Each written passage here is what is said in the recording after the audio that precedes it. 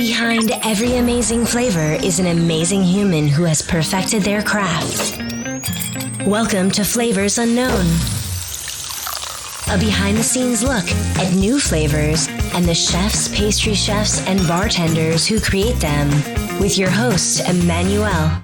Do you think all ciders taste the same? After listening to my conversation with Ryan Burk, head cider maker at Hungry Orchard, you might think differently. Welcome to episode 61 of the Flavors Unknown podcast. I am your host, Emmanuel Laroche. I have been in the food industry for more than 20 years, both in Europe and in the US.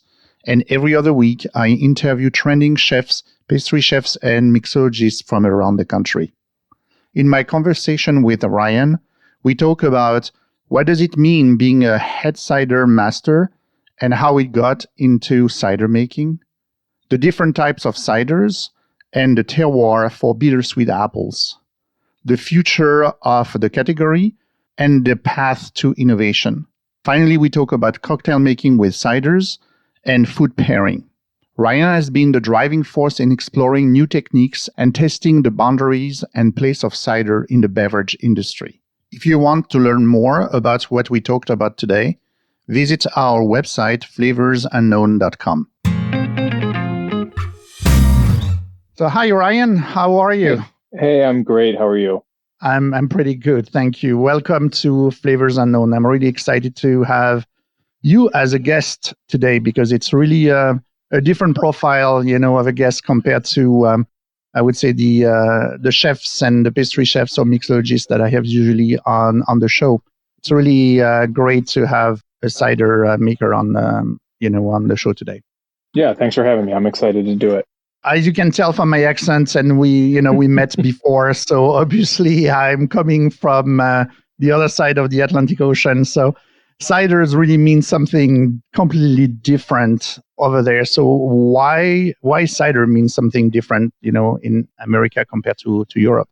I mean, the first and easiest difference is just history alone, right? We are really new at making cider, and there are some, there's some historical references we can look to, but most of the cider making that was happening in the US happened, in the late 1800s, early 1900s, and then we kind of lost it from prohibition on, and really only the last 30 years has there been any kind of a industry where cider is being, sold. So I would say in comparison to certainly France, England, and Spain, we're pretty new on the block.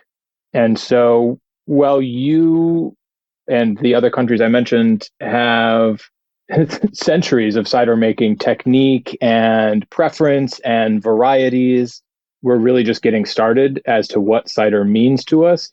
French cider certainly in a lot of ways is defined. Not to say that there isn't innovation, and certainly if you're in Paris, you can try some of the, new innovations, fruit ciders with, ingredients other than apples, that kind of thing, which I would say is sort of more of an American approach to cider making. For us, for an American maker, at least for me, I've always looked to the European traditions because that's where the traditions lie. That's where I can find the bulk of the history of the industry that I work in.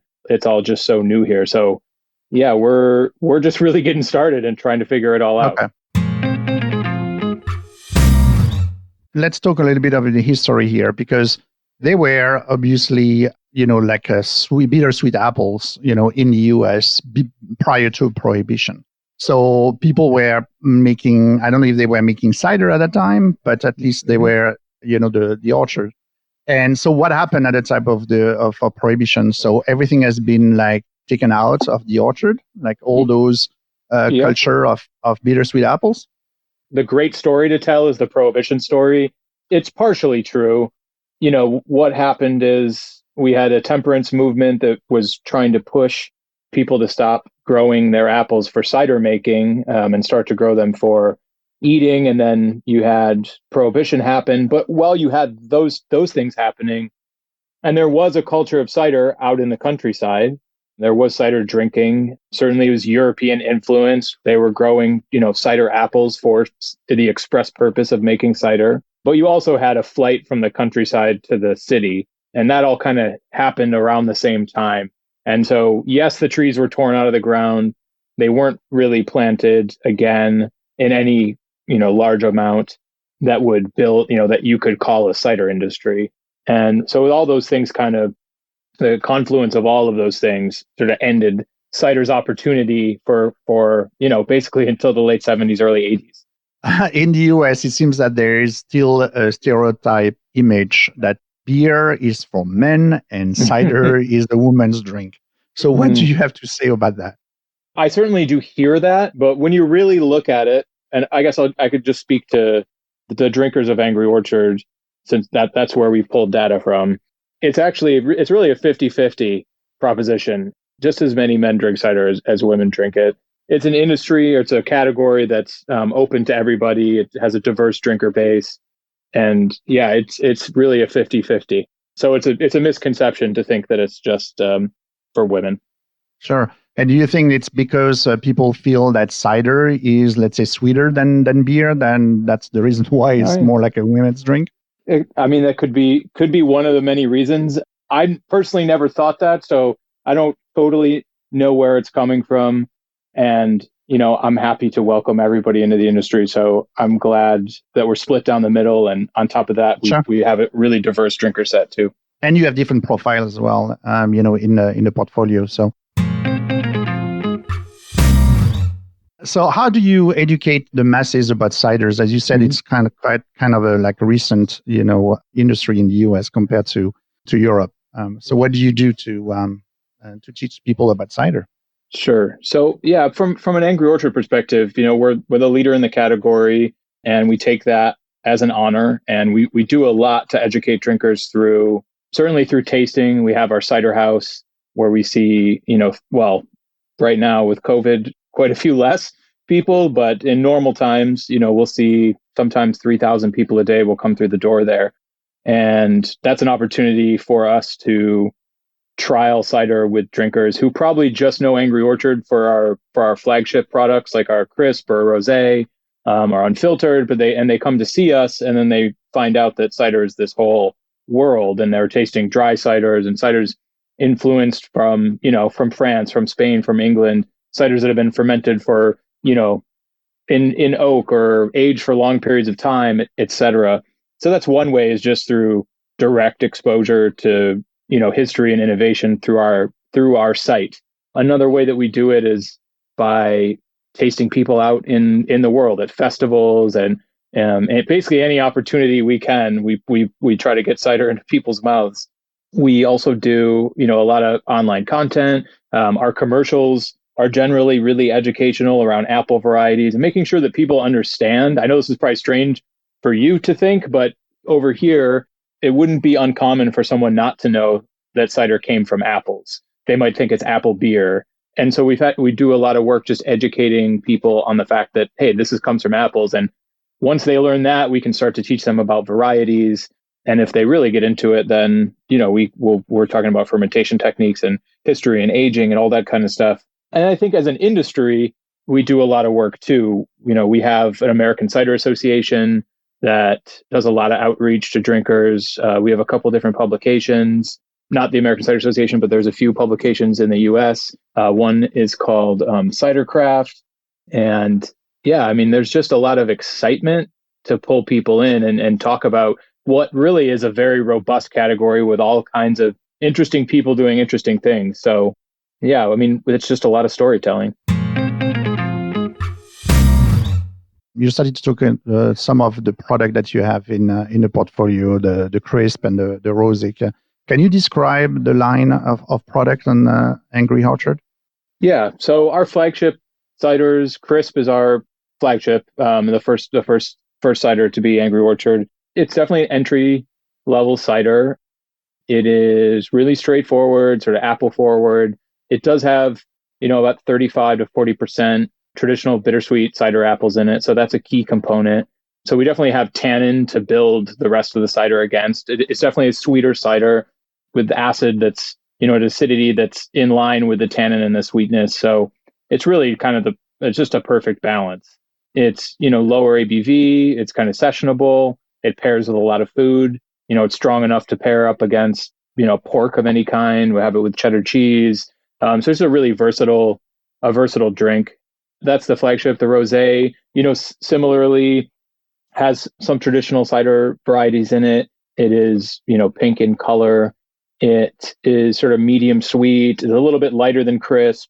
So at the table, it's, meant to sort of be in the beginning of a meal, maybe with a salad or maybe with a lighter, creamier cheese or something like that. We also have our unfiltered, which is a little bit more like a traditional sort of countryside. I would say sort of more like an English West Country style cider. And it's not, it's unfiltered. We call it unfiltered because it has not been filtered. So it's very hazy and it's a little bit higher in ABV, around 6%, a little bit more bittersweet character to it, a little bit more of a like farmy fermentation character to it. And yeah, that's, like crisp is really, really good to stand up to just about anything. Even though it's higher in ABV, I kind of find it to be a little bit more sessionable.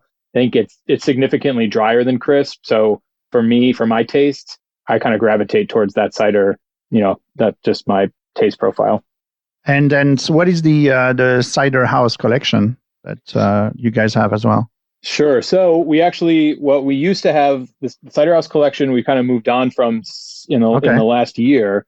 It was a space for us to kind of do innovation and, bring kind of like, I don't want to say higher. I always try to like avoid higher end when it comes to cider. It was like, ciders that took a little bit more in the cellar, would have some oak component, things that took a little bit longer, maybe a little bit for the table. They were in 750s with a cork and cage. But we kind of phased that out because at our cider house in Walden in New York, we're just doing so much new stuff all the time. We bottle 30 or 40 different ciders in a year. And so that's sort of taken the place of that cider house collection. And so it's been a nice transition because it just allows us, we only had 3 SKUs in that collection. Now we can kind of change it all the time. And most of that stuff's only available in New York. Sometimes it's, distributed lightly around the country and at competitions or at some of our friends' restaurants and things like that. And very soon, actually, we will have a cider club. So we'll be able to finally ship that to most of the states around the country. So we're really excited for that. So, I mean, you're talking about oak and you're talking about innovation. Let's talk a little bit.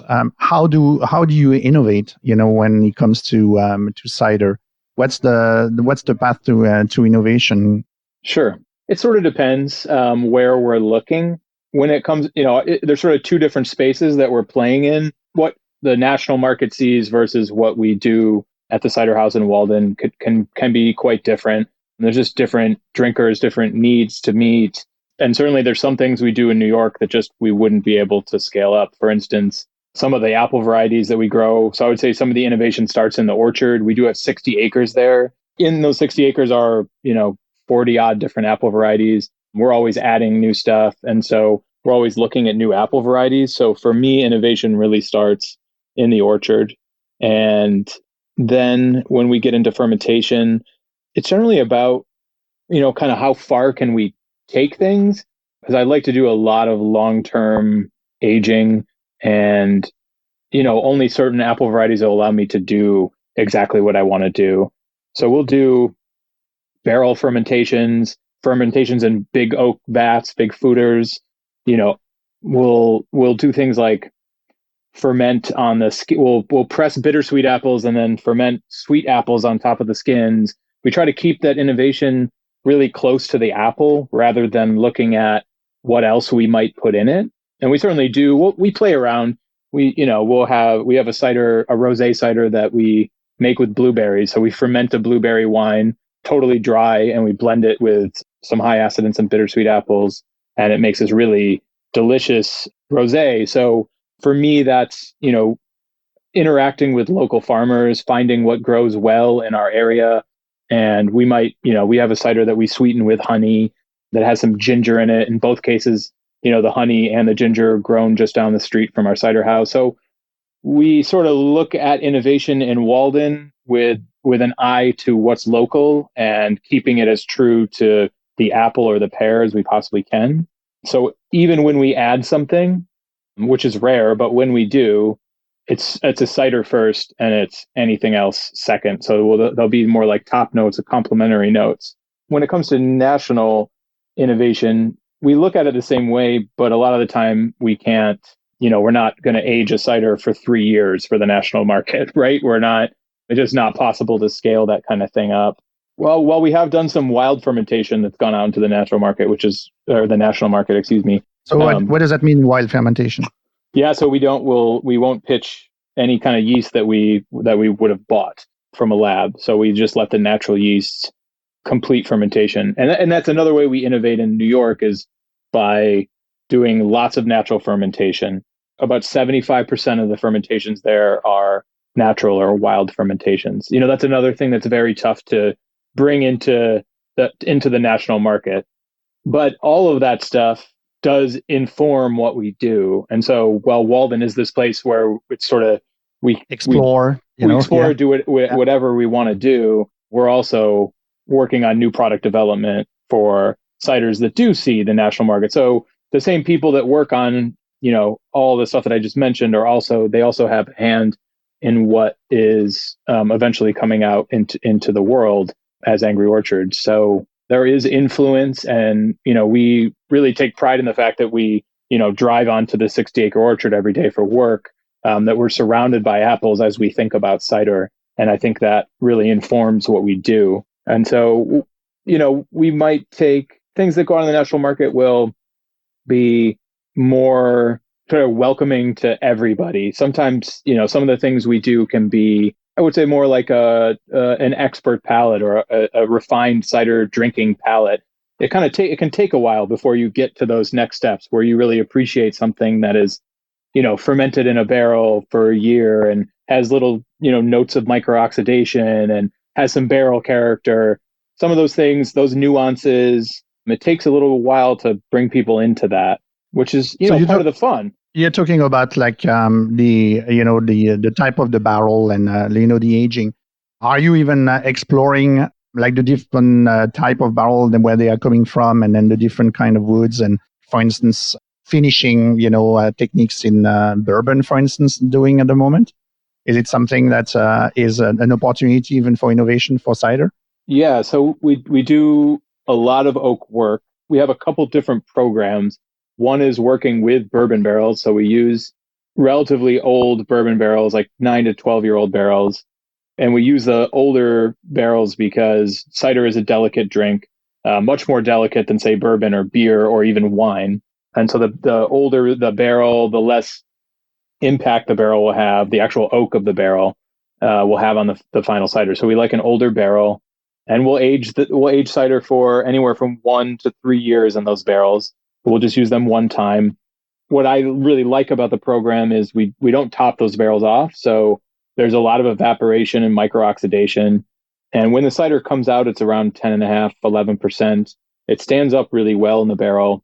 And that's kind of become our house character, is this kind of a little bit of microoxidation across to everything. And in this case, the cider really, it comes out with this, it's a bit of a like sherry character. It's almost like a Madeira. It's really a fun cider, and it's one of our most popular ciders in Walden.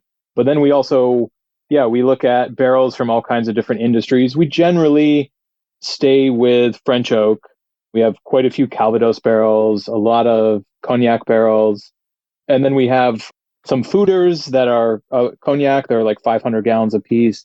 And then we did, just for the first time, invest pretty heavily in some American oak. There's a Cooper in St. Louis who's making foeders for the beer and cider and wine industry. And we did just get like an 11 unit, 700 gallon a piece horizontal foeder system. So it's like 6 across and 5 on top. It's absolutely beautiful. It's a knockout piece. And in there, we're doing all wild fermentation, all natural. We don't pitch any yeast in that program at all. So everything's a little bit, it's very clean by our process, but it's a little bit, call it funkier. The bourbon barrel program is great and people love it. I would say it's kind of on, it's sort of like cyclical. We know exactly what we're doing. Not much ever changes. When it comes to the natural fermentations in the different types of oak, that's where kind of the excitement is as a maker. So what does that mean, being like a head cider maker? What do you do? Huh. Well, I definitely work with my team to be on the cutting edge of what's happening in cider. I definitely serve my team as an educator, creating opportunities for them to hone their skills, to interact with the industry in America and across the planet. This has been it's a tough year for so many reasons, but Yeah. one of the No reasons is troubles. Yeah. I really miss being able to show people. Well, first off, I miss seeing my friends, in different countries and different states. But I really miss taking people who have never been to those places to see them for the first time. It's one of the high honors of my job is to, introduce people to other great people doing other great things in different places. Those are those moments that change people's lives forever. And I'm, grateful that I had someone to do that for me too. I take that pretty seriously. So I spend a lot of time just, making sure that everyone is moving forward. I'm certainly looking at quality all the time. Apple selection and our orcharding is really important to me. So I keep very close to that. And then, Angry Orchard, we have our local orchards, but then we buy fruit, in a couple different places in the US. We also buy fruit over in France. Typically, I'm over there and managing, those relationships with our suppliers over there. And then, just kind of running innovation, always looking for new opportunities for cider. And then, for Angry Orchard, I'm sort of out in front of the brand too. So you might catch me on, a commercial or something. So Sure. I do that. I do that as well. Yeah. Or on Netflix. Yeah. So we're on Netflix, right? Yeah. Yep, exactly. Because it is seasonal, because of the fruit. So what, how does your job change with the season? Or there's no really, differences in the, let's say, a day in the life of Ryan throughout the year? It changes quite a bit. Our orchard, obviously, as you said, is seasonal. So between the months of, the end of September through December, we're pretty busy pressing apples. Depending on the year, we might press apples into February. There are some varieties that are in New York State that hold on for a little bit longer. They're the high acid varieties like Northern Spy and Newtown Pippin. So we like to let those develop a little bit more in cold storage. So, but generally after the first of the year, we're slowing down from a processing of apple standpoint, and we're starting to get into, tasting fermentations. We between the end of September and January 1, we generally don't really get into tasting anything. Maybe we taste and interact with our fermentations as they're happening. But once we, crash them and put them into storage, we usually wait a little bit just to let them sort of come back together and mature a little bit before we start to bother anything. Then we're tasting really for the next couple of months, thinking about what we might blend, what new products we might, develop, what old things old spaces will fill back up, existing brands. And that's the sort of the bulk of those months at Walden. And then we get really busy with when our doors open, sort of full time. So we're packaging cider constantly in those months. We kind of take a break from packaging while we're doing the fermentation, and then we switch to packaging. That's sort of the Walden program. The National Cider Program is running all the time. We're always making cider, and we're always sort of working on innovation for, as soon as we get done with one innovation, we're working on the next one. So when we know what we're doing for 2021, we start working on what we're doing for 2022. Like I said, I'm out in front of the brand a lot. So I talk to a lot of people about cider all the time. I serve on a few different boards at the American Cider Association, and the Cider Institute of North America. I serve on both of those boards. So I'm always kind of in the cider mix. And then I try to get over to the UK, to France, and to Spain once or twice a year. And that'll be, visiting old friends and generally, judging in competitions or participating in competitions. That's a pretty good. Yeah, exactly. That's a year for me. And then I'm usually trying to eat somewhere.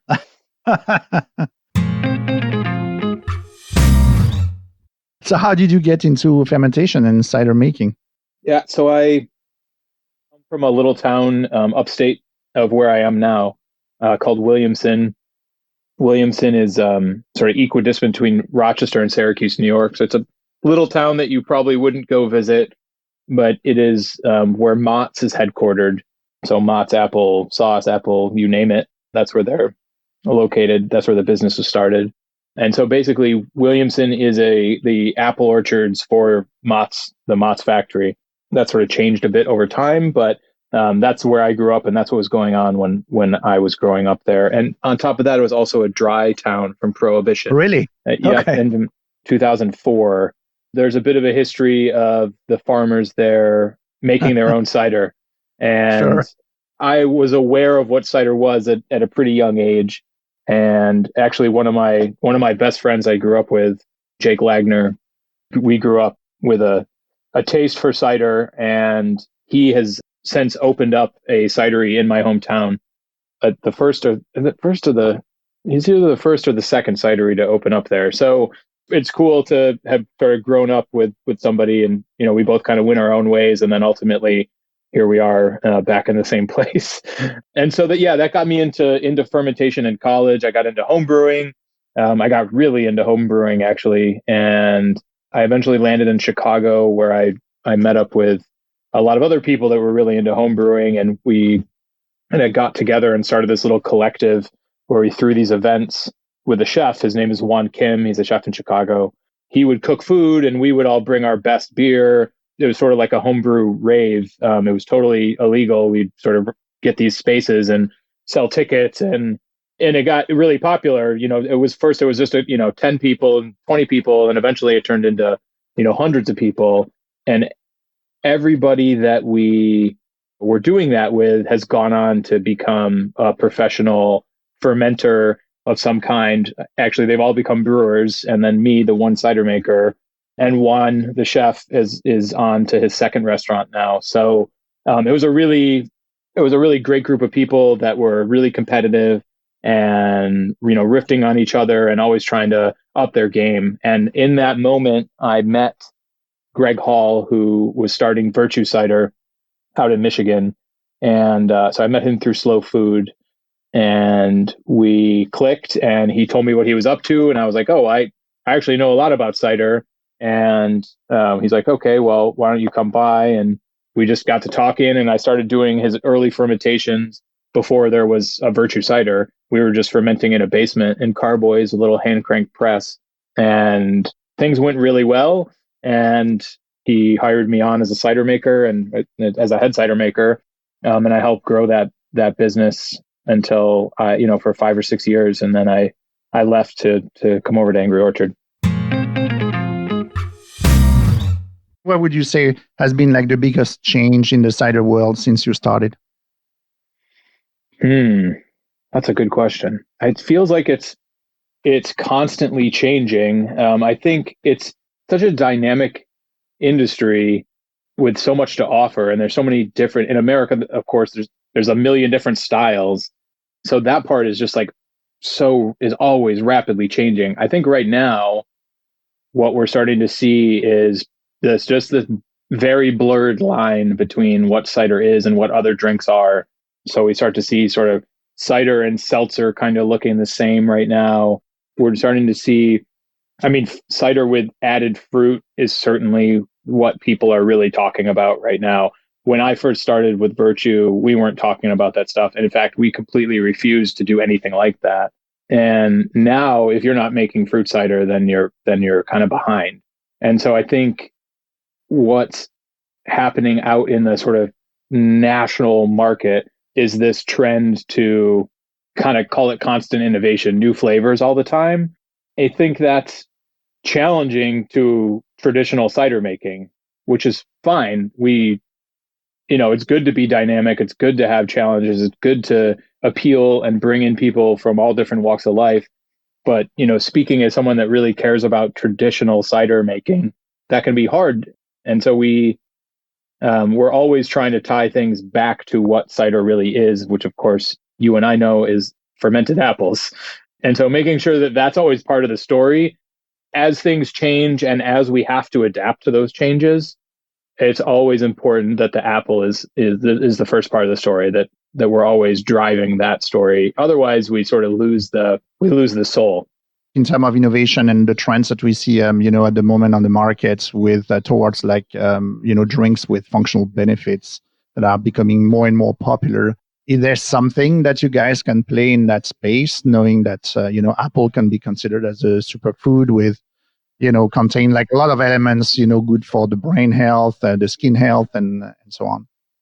Or is it a difficult space for you? You can't really say that from a legal perspective. Correct. From a claim standpoint. Yeah, sure. So when it comes to alcohol, it gets a little more strict on what you can say. So, is it interesting to look at those functional benefit opportunities? I think it is, for sure. And some of those things are, there's taste implications and aroma implications. And so if we can find things that people consider functional benefits that we can add to a cider that advance that cider in some way, then I think it's interesting. I've definitely been in a place where I would say no way to any of those kinds of things. My early moments in my career, I would reject. And if it wasn't apples or pears, absolutely not. No way, we're not doing it. And I stayed that way through beginning at Angry Orchard, just really rejecting that stuff. But then I worked on a lot of projects that, started to bring fruit in or other character in, but I found a way to balance it and make it about cider. We used to have a cider that we called the Old Fashioned, and this was in the national market. We fermented it with, we fermented it and then we blended with oak chips, or we let it rest on oak chips, and there was cherries in it and orange peel. And it was very much like an old-fashioned cocktail. And I love cocktails, and I find a lot of inspiration in cocktails. So we sort of thought, how could we play in this space, do something cool that we can stand by, and also, make something fun and interesting for our drinkers. And so it was still a cider first and foremost, but then it had, like I said, it had some oak in it. So we sort of had that traditional cider element of aging in oak, and we brought in fruit in a way that was complementary and not overpowering. And so I always try to think about things that way. How can we make cider front and center, and then we can do some things on the side to, spark people's interest, to bring people in, and then also get the opportunity to be like, okay, cool. Well, if you like this cider with these other things in it, also make sure you try, the cider without anything in it. It's an opportunity to educate people and bring more people to the category. Absolutely, and you definitely can play, and you were mentioning this about the different variety of apple. Talking about this, what is your favorite terroir for bittersweet apple for cider making? It depends. We're really getting into learning what's great here in the U.S. I think probably the best bittersweet apples being grown in the country right now are up in New Hampshire by Steve Wood, who has his own label called Farnham Hill. His orchard is Poverty Lane. He and a group of orchardists there have been really honing their skills in the orchard around bittersweet for decades now. And I buy a lot of fruit from that area, and it's some of the most robust bittersweet apples that I can get my hands on in the U.S. And very much of English character. Most of the varieties are English, and so when I make a cider from that fruit, that's probably my most favorite cider of the year. And we use it across a bunch of different labels, a bunch of different brands that we make. I think that we're really starting to get going in Walden. So we're really trying to understand what's going to work well there. I definitely look to the Finger Lakes north of us for fruit, although most of the fruit I'm buying out of there is sort of the higher acid variety, less bittersweet, more sharp. Really great area for growing sharp apples. And then, I think it's probably obvious that I have a special place in my heart for the west of England, equally in France. And I think, Spain, Normandy or Brittany, Normandy, and Brittany. And we buy a lot of fruit from that area, from Brittany. So I definitely love to drink the bittersweet ciders of there.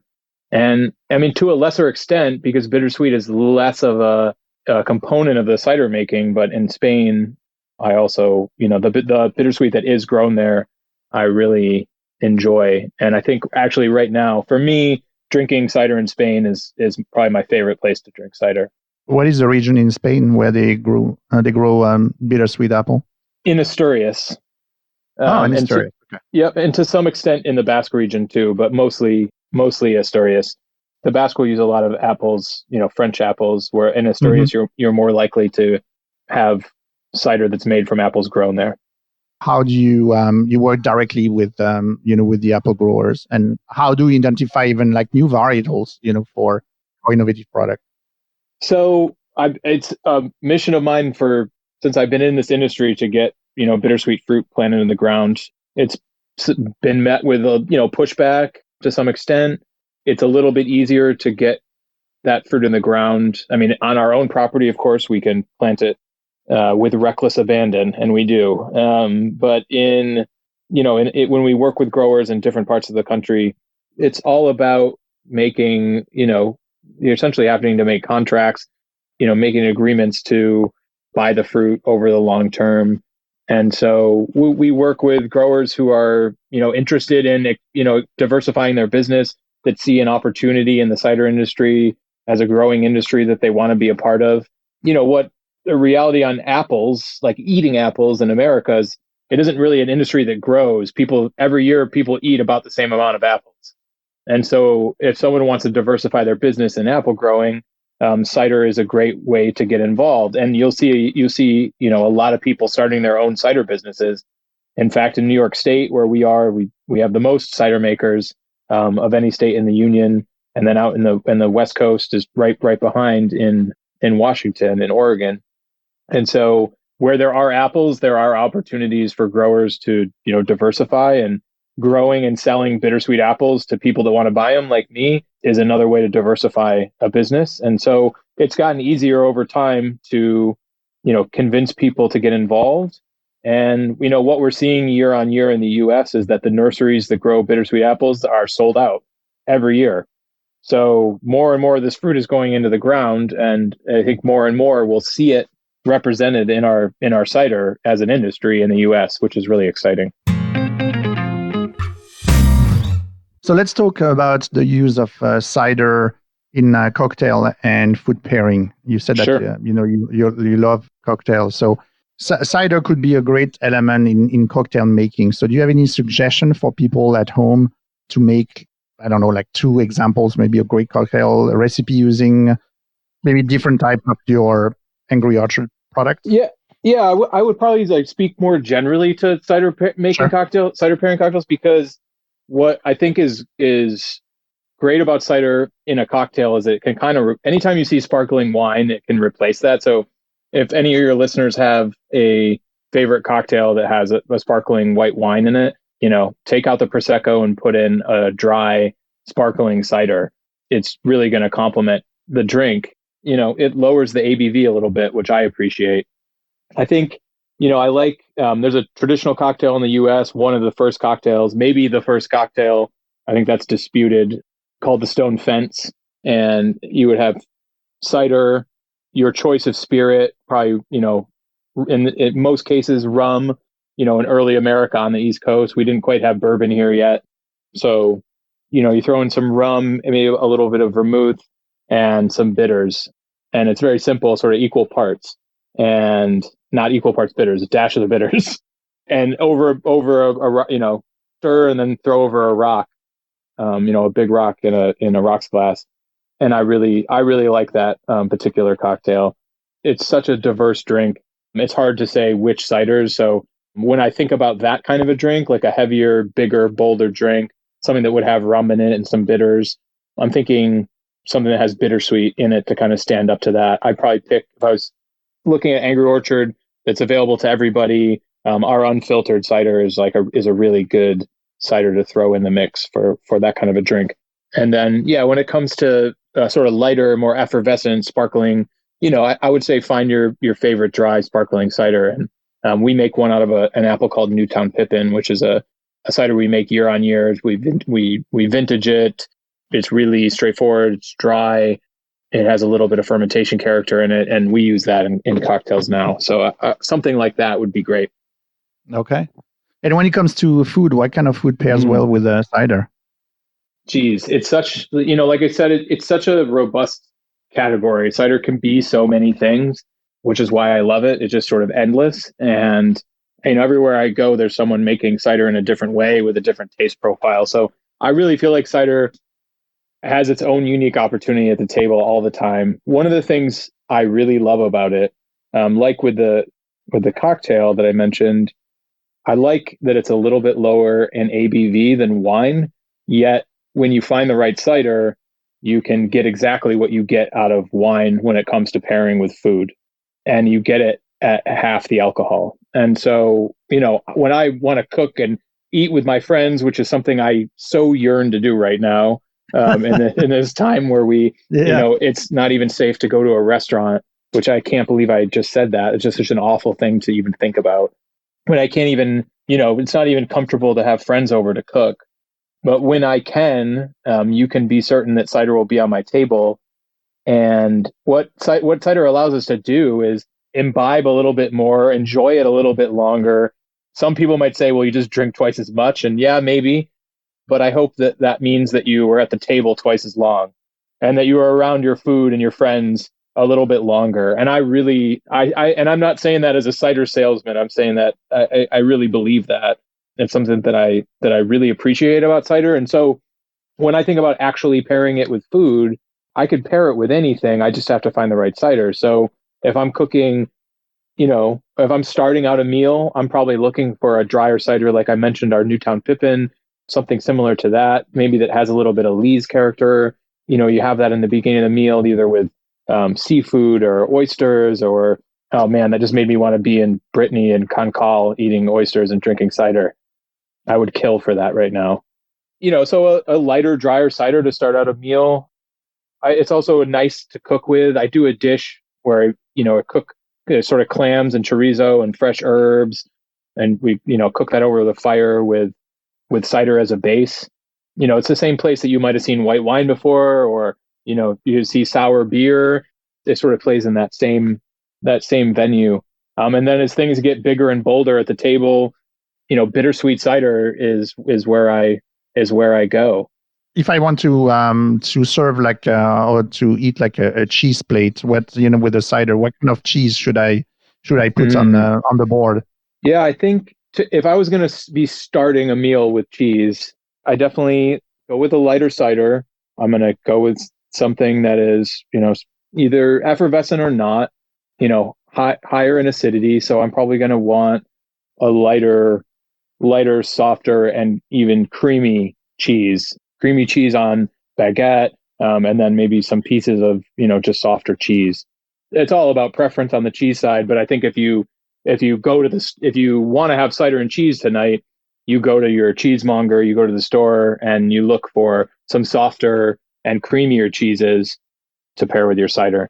But then if you're having cider or you're having cheese later on as sort of like a bigger, bolder, like a blue cheese at the end of a meal, then things, can get a little more interesting. I think there's certainly ice cider, which I love to pair there. I also would look at, the sort of typical French cider that has some residual sugar in it would be really nice to have towards the end of a meal with a bigger, bolder cheese.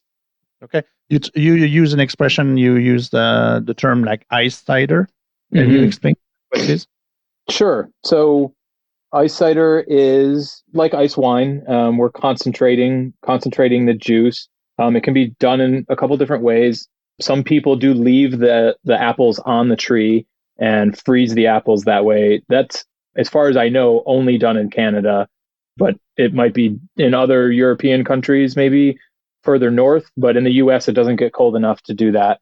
So there's that. You can leave them on the trees, the apples freeze, and then you press the apples and get the juice off. Where it's a little bit less cold, where I am, we will press the juice into apples. Or I'm sorry, press the juice into apples. Press the apples into juice, and we'll put it outside in totes, and it'll freeze. The juice will freeze and thaw, and then what happens eventually is the sugar and the water freezes, but the sugar doesn't. And so we can drain the sugar off, leaving most of the water behind.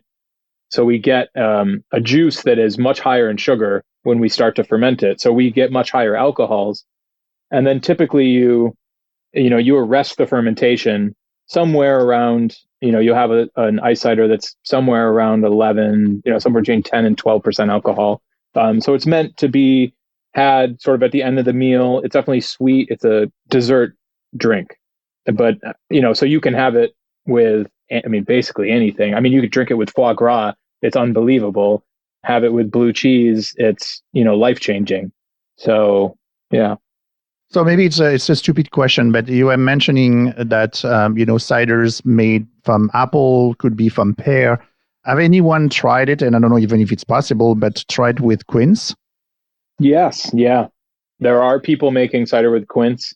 I have never done it. And we actually, not for a lack of trying, we did try to get some quince last year. I mentioned earlier, we try to find, if we're going to do something other than apples or pears, then we try to work with growers, locally. And we did find some people that were growing quince, but it's such a hard fruit to get your hands on if you're not growing it yourself. We weren't able to get enough to really do anything with it. But I am definitely interested, and there are commercial examples of quince cider out in the world. Okay, I didn't know that. Okay, cool. Okay, so thank you very much for your time. I'm going to finish the interview with a quick series of rapid fire questions. Okay. So the first one is, how was your experience with Zac Efron on the Netflix series Down to Earth? It was good. It was fun. We had a really good time. Good to introduce them to the world of cider. Okay, that was very fast though. I watched the obviously the episode and I'm like, okay, yes. Great, 6,000 varieties of apple. Okay, but then I want to know more about cider. So yeah, well, the thing was that Zach doesn't drink, so that was part of the reason. Okay, got it. And so I think the show is like mostly focused on sort of health and healthy ingredients and that kind of thing. So they were more interested in the apple part of it than the cider part of it. Despite, trust me, I tried, but they weren't taking it. No, but I learned something. I didn't know that there were always 5 seeds in an apple. Yeah. Yep. Wow. So in all the 6,000 different varieties of apple, it's there's only 5 seeds. Yep.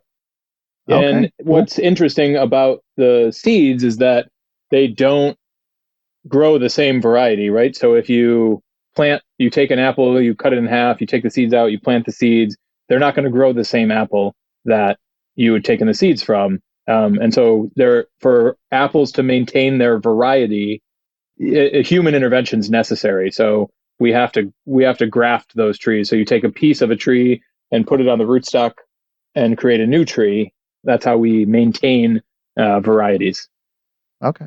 I learned something else too, is that I didn't know the genome was the apple was, we were able to trace it back to Kazakhstan. Yeah. I didn't know that.